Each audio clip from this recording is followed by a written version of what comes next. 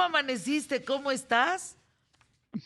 Muy contento saludándolos desde Mérida con un calor sabroso. Todavía no está muy bravo, no está muy fuerte el calor. Sin embargo, el día de hoy me conecto desde acá y es un gusto saludarte, Fer. Oye, un anuncio rápido. Por Vayan a favor. mi Twitter, en @wikichava. A ver. Fíjate que hoy se cumplen 110 años del asesinato de Francisco y Madero. Y hace algunos años, ahí hurgando entre las cosas que uno no debe de hurgar quizá, pero me encontré unas cartas muy antiguas del entonces embajador alemán en México en 1913. Y encontré una carta brutal, brutal, Fernanda. Ahí en ese hice un hilo en Twitter que les compartí apenas, donde está esa información sobre qué fue lo que pasó y por qué se decidió que Madero tenía que morir. Ahí se las dejo. Ándale. A ver, estoy Está, entrando, @wikichava. Espérame tantito, es que cuánta información.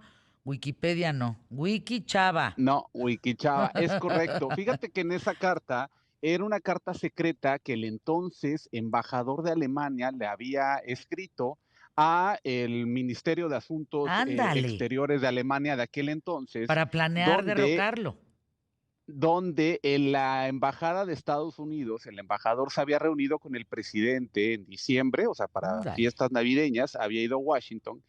Habían sostenido una conversación donde habían decidido invadir, bueno, estaban viendo la posibilidad de Aquí lo invadir estoy viendo. México. Ujú. Y le dice el secretario de Estado Knox al presidente Taft en ese entonces, no, no vamos, ¿cómo vamos a invadir México? Ellos estaban muy celosos porque Madero estaba dándole preferencia a empresas de Europa y no de Estados Unidos en relación al petróleo, que el petróleo estaba en boom en aquella época a nivel mundial, pues, y se creía en ese entonces que México tenía las reservas petroleras más grandes del mundo, ¿Qué en tal? ese entonces. Entonces dijeron, pues aquí es donde está la próxima mina de oro. ¿Qué vamos a hacer si el gobierno de Madero, que era muy afín a Francia, a Alemania y a muchos otros países en Europa, y no le estaba dando ese mismo trato a las empresas de Estados Unidos? Pues entonces el embajador sugirió que se derrocara el gobierno de Francisco y Madero y que pusieran a alguien que estuviera más afín a los intereses de Estados Unidos. Y ahí fue, Fernanda, en ese diciembre donde la suerte de Madero, a pesar de todos los conflictos y todo lo que había interno, fue echada y en ese sentido, pues fue parte orquestado por Estados Unidos. Pero fíjate que cierro ahí con un tuit muy, muy interesante porque el embajador alemán hacía pequeñas notas, le informaba, hizo un informe, Fernanda, así detallado, minuto a minuto, de cómo fue la escena trágica, de cómo habían llegado los armamentos, cuándo se buscó a Victoriano Huerta, cómo se pretendió sacar a la familia de Francisco y Madero para llevársela a Cuba y rescatarla, porque pues seguían en esta revuelta durante la decena trágica. Y fue entonces cuando el embajador alemán pone ciertas notas que decía, y algo fue muy fuerte, cuando el embajador de Estados Unidos propuso que se sobornara a alguien para darle poder, y en ese caso fue Victoriano Huerta, que era el mero mero de seguridad en ese entonces y estaba actuando sin que el presidente se enterara de lo que estaba ocurriendo y estaba haciendo, pues cometiendo una traición a la patria. Entonces, el embajador por ahí apunta, es de México, en México hay gente que está dispuesta a recibir ese tipo de sobornos. En México todos tienen un precio y es de algunos conocido su precio. ¿Sabes, Fernanda? El maciosare éramos los mexicanos. Podemos culpar a Estados Unidos, a quien tú quieras, pero al final hubo un mexicano que aceptó ese dinero, aceptó ese soborno y lo que vino a ocurrir, pues desencadenó una tragedia muy grande que en ese entonces fue el movimiento armado de la revolución, que para 1913 todavía no había sido tan sangriento como los años posteriores que ocurrieron. Y cuando encontré esa carta, me cayó un balde de agua fría, porque Claro. dije, es que no podemos culpar a nadie más, nosotros mismos somos el maciosare. Y Pues es sí. una cosa bastante triste y de reflexión para todos, en mi muy humilde parecer. Nunca es humilde el parecer, ¿eh? No vuelvas a decir, es que en mi humilde opinión, ay, a mí me sacan ronchas esas personas porque La opinión, es criterio, no es humilde, es al contrario, es una opinión, es un criterio y hay que sostenerla.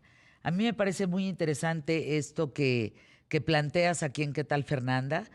Este tema de la carta y cómo finalmente acaba muriendo él, ¿verdad? Es correcto, como fue una traición cruel ante los embajadores de España, el embajador también, o el representante, porque no era embajador como tal, también de Cuba, se había pactado que pues sacaran o ayudaran no nada más a la familia de Madero, también ayudar al presidente Madero, y le pidieron su palabra a Victoriano Huerta de que nada le iba a pasar. Victoriano Huerta dijo: les doy mi palabra, fíjate, de que nada le va a pasar a menos de que le caiga un rayo.